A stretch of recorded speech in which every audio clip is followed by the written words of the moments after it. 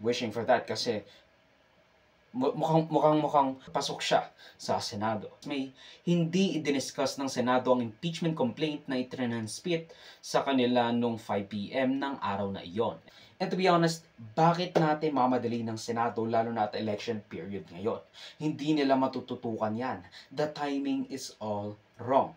Kahit if ipanasan ng House Secretary General ang impeachment complaints of more than 1/3 of the House of Representatives by the first time, the first impeachment complaint by Laila de Lima and other progressive groups noong December 2, December 4 with the Makabayan Bloc, at December 19, kukulangin talaga ng oras.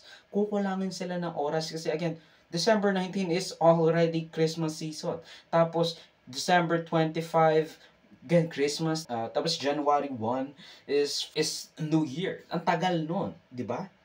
Natenga pa sa House of Representatives at naghain lang sila nung last day ng session ng Kongreso. But a lot of people still push for an impeachment trial from the true opposition sa House of Representatives at netizens.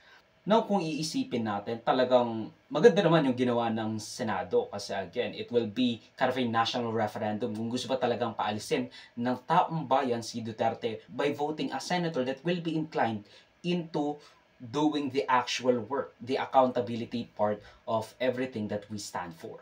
The 2025 senatorial elections is shaping up to be a pretty important election sa kinabukasan ng ating bansa at ng political landscape nito. Because if we remember just a few days before the impeachment, sinabi na ni VP Sara Duterte na pinag-iisipan niyang tumakbo sa 2028 presidential elections at kapag na-impeach si Sara, she would be ineligible to run for public office ever again. That is, unless she resigns before the conviction.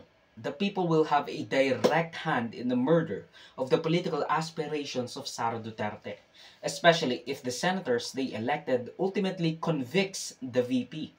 Kailangan malaman ng masa na nasa kanila nakalaan ang magiging itsura ng ating sistemang politikal, whether we ought to support the PDP Laban candidates who will most likely vote no against conviction, the progressive and Makabayan candidates, or Bagong Pilipinas slate.